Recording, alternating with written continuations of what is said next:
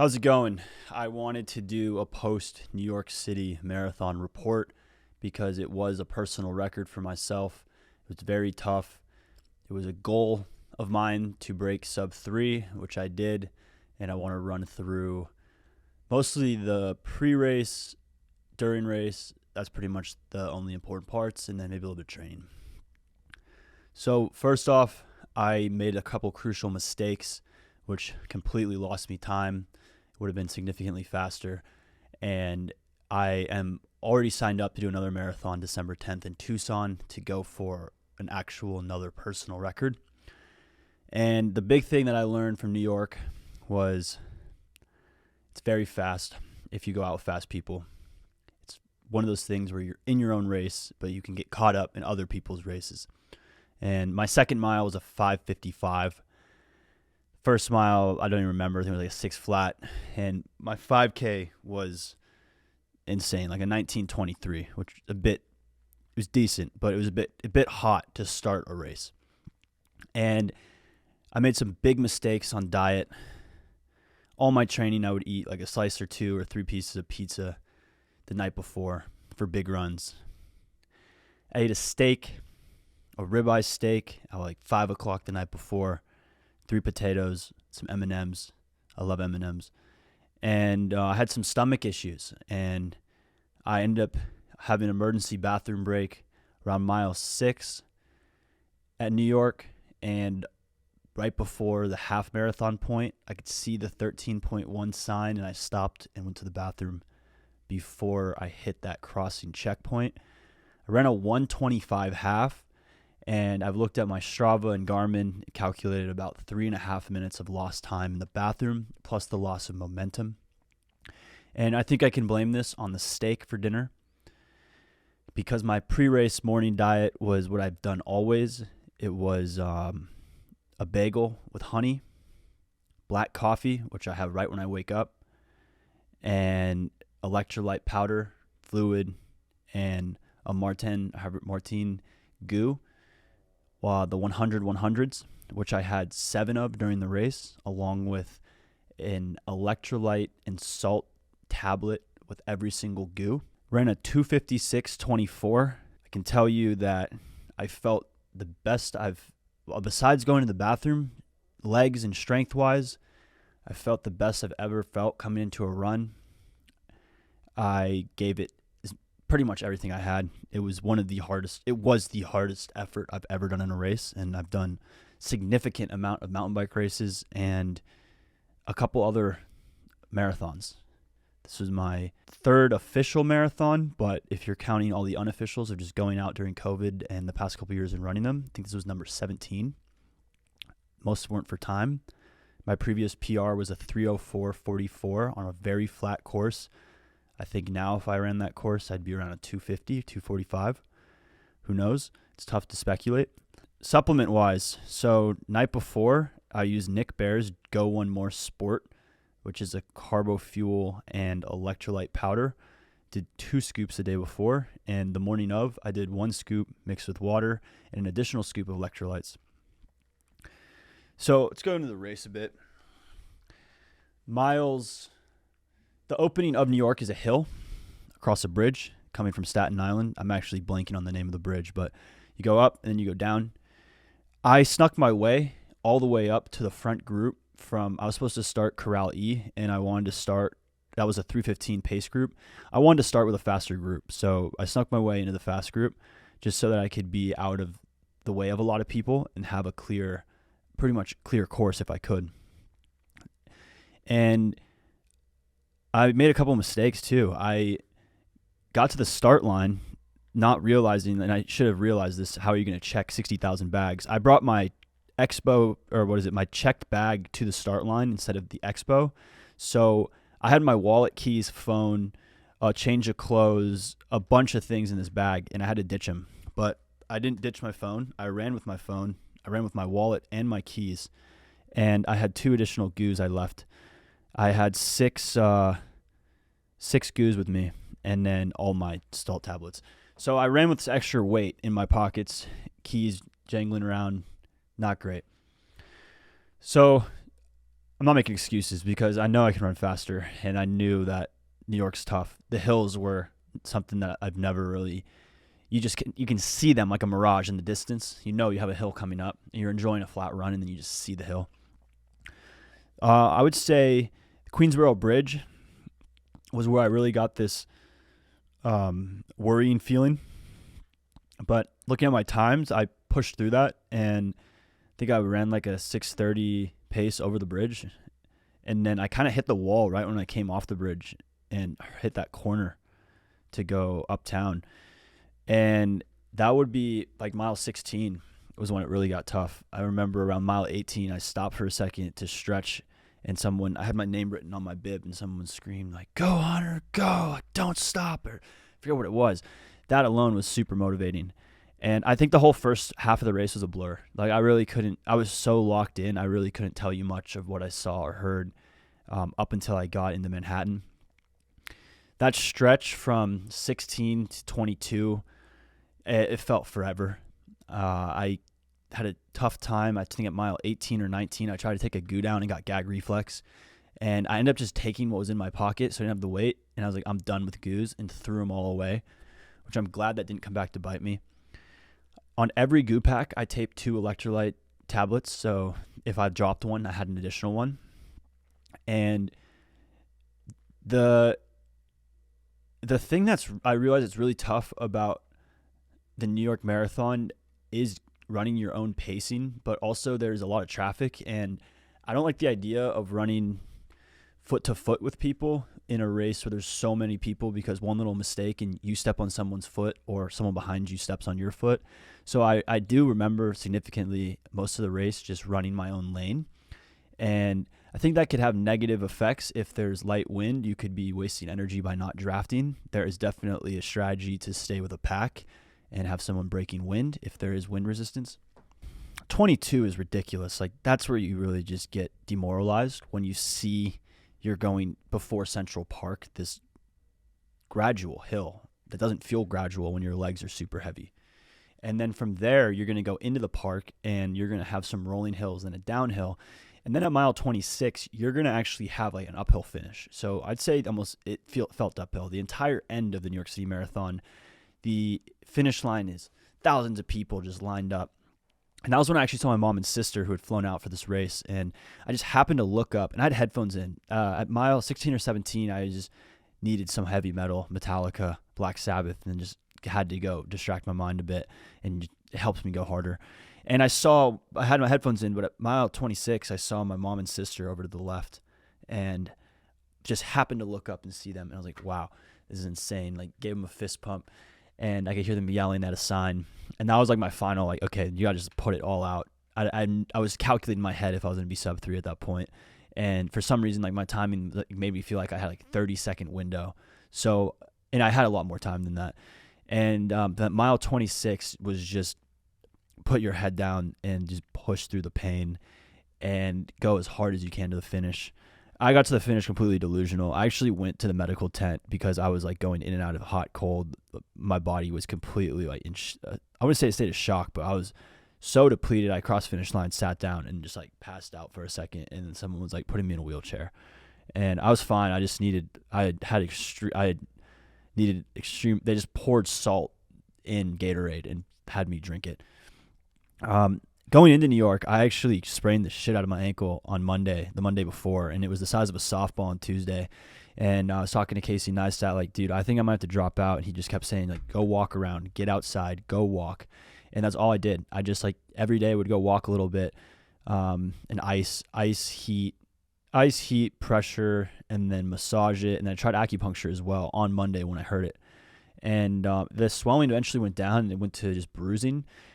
So I ended up doing like a 2-mile run in on Thursday. Didn't run the whole week, so I didn't run Tuesday, Wednesday, and then Thursday 2-mile run, and then Friday did a light run, Saturday did another light run. I was like, okay, like I'm 100% doing this. I have no clue how it's going to be. On Saturday, I tried to wrap my foot and run, and it felt worse, so I decided for marathon I'm not going to wrap it. And there was overcompensation on my left foot from like a little bit of the injury like still there. So what ended up happening around mile 4, the bottom of my foot got a golf ball size blister somehow, And the rest of the race, I felt it just rubbing and getting worse.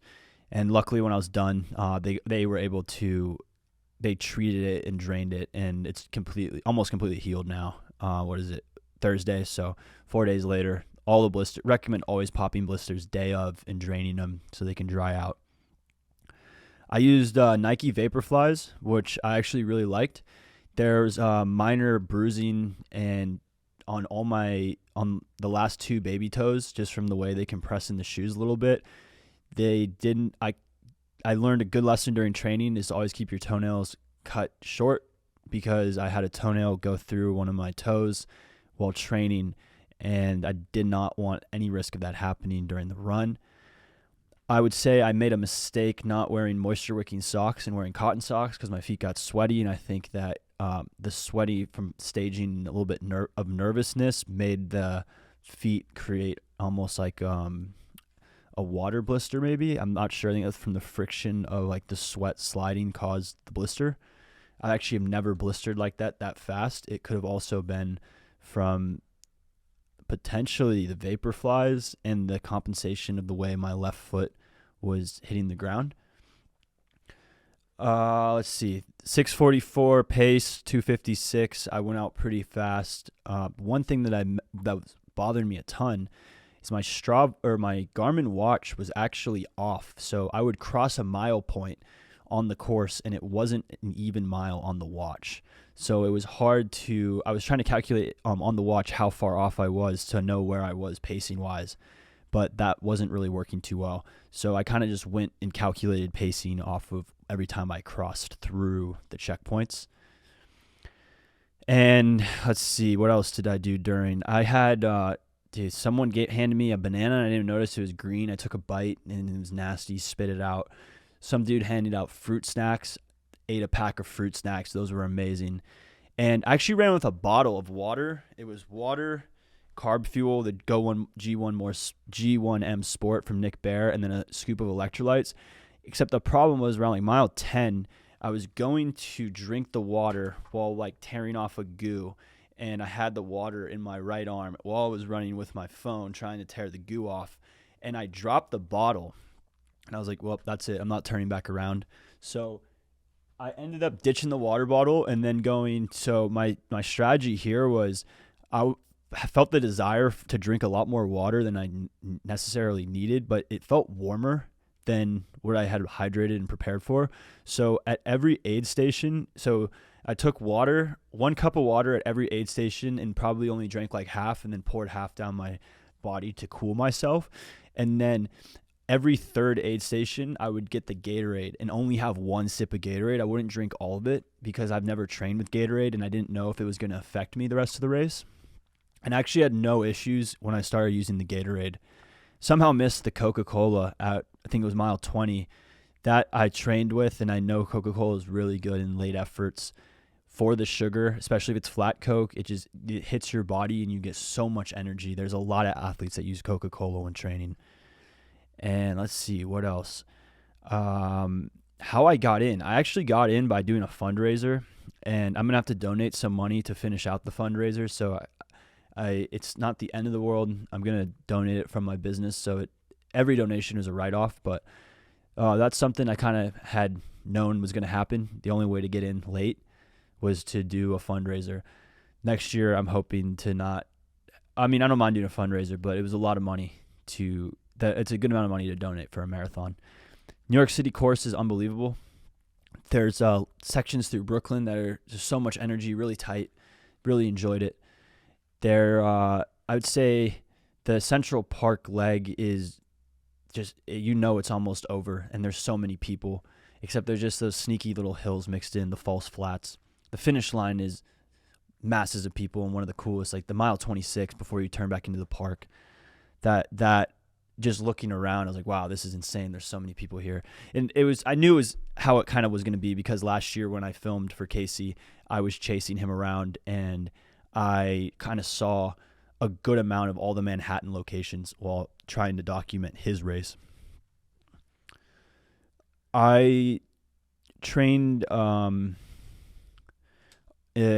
September, October block. September and October combined, I did 450 miles. I'm kind of an unorthodox athlete. Didn't use a coach. I built my plan off ChatGPT and it was easy, so I modified it and made it more difficult. Never did any track days. All my training was, I did a lot of long runs with Casey. We did like a 20 mile or 22 mile, or did some really hot runs in summer. And I'd say like most of my distance runs were decent pace, decent efforts, trying to maintain speed. I specifically went out and did speed runs. 10 days out, I did a 13.1 at race pace, and it was, I think, like a 124, 125 half, which was a good sign. That was what I was trying to run for New York, if not a little bit faster. Now that I know New York, I know that there's a lot more hills and should go out way easier and then try and catch up later, which people told me to do and I didn't do. Just got too in the hype. Trying to think what else. Yeah, big lesson was no steak the night before. I think I could have been 3 to 5 minutes faster without bathroom breaks and loss of momentum to stop and go to the bathroom, which a 250 would have been great. I think a 245 is realistic on a certain course that has no hills, flat course. So I'm aiming for a 245 on December 10th in Tucson.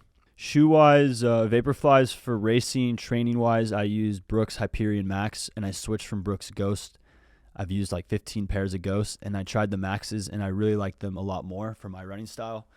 And I think they actually, if you run faster and further, they could be a good cross shoe between Vaporfly race shoes and training performance training shoes.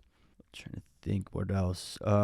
Day before, I did a good amount of liquids. Started the day. I went through, I think I did close to 2,000 milligrams of salt from the electrolyte powder I used. I switched from Element to just Nick Bare's electrolyte powder just to test it. I think Element's pretty expensive for the quality, while there's a lot of other people that are making the same quality electrolytes. Element just has a lot more brand name behind it.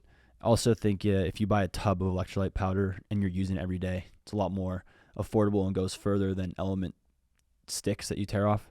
Nothing against Element. Element's great. I just was going through so many of them that I was like, this is dumb to spend this much money. And let's see what else. Ran into people on the course. It's always motivating. I think there was some dark. We call it the dark place. The dark place was in and out the entire race. There was so many moments where my body was like, just walk a little bit. And the other side of my mind was like, no, keep momentum going. Like, no matter what, don't stop. Just keep moving your feet. And I know there's a couple times I looked down, my pace was like 8 minutes. And I was like, damn, I'm not going to make sub 3. And there's other times I look down and I'm like, why am I running a 6:05? Why am I running a 6:20?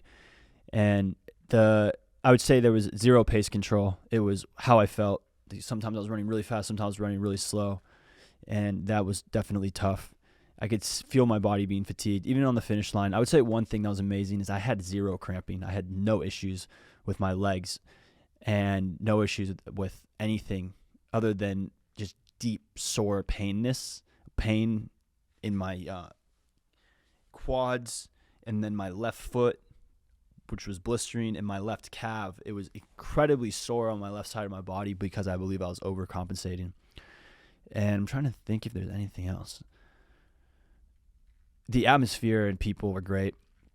Everyone's super nice. So many savage runners. I mean, the course PR was set this year, which was insane. I think it was like a 2:04:58 or 2:04 something, which is just insane to think about for how many hills there are.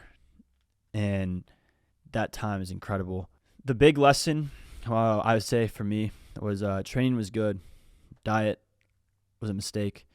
And race pacing, race cadence, and running my own race versus getting caught up with people around me was definitely something that affected the time. I'm thankful for everyone who came out and supported. I had a lot of good friends that showed up and were supporting. I ran into a few of them. Had a few like, hey, come run with me. That was a really good boost of energy and motivation. My mom and sister, which was amazing to be out there. And everyone who donated, I think we raised like $4,000 for Sloan Kettering Cancer Research Center. And I'm going to pretty much match that. So it'll be, or close to match it. It's going to be end up, I think, like a $7,000 total donation to Sloan Kettering. That's all I got. I'm kind of just trying to focus on work and lock in now for the next month until the next one. And then I don't really enjoy running in the winter. So that's why I want to get one more PR attempt before winter hits, because I don't see myself maintaining this level of fitness through winter, especially there's just a lot of factors. I mean, 20-mile runs in the rain and snow, I can do it. But for me, I've been on an insane training block, I'd say almost like the last 6 months really, that I don't want to necessarily maintain the same through winter. I really need to focus on work a bit more. And I will definitely be aiming to do New York City next year. That's all I got. If you listen this far, if you have any questions, leave a comment. I'd love to help you any way I can. I'd say running has definitely made a great impact in my life and connected me to some amazing people in this world because of it. I really only started in 2019. Never really enjoyed running in high school. I think I ran like 2 cross-country races and didn't really like it. I found it in college and kind of just enjoyed running in Tucson, desert and trail runs. And now I feel like I haven't ran less than 20 miles a week for the last year or two. But it's definitely one of those things that just feels really good for your mind and body, and you feel better after. You never regret a run. Actually, I regretted my run on Monday when I sprained my ankle, but you never really regret running and how it makes you feel. And I think that's why the running community is so positive and why it's becoming a movement and getting bigger and bigger, and people are joining clubs because there's so much connection and community value, and it's healthy at the same time. All I got.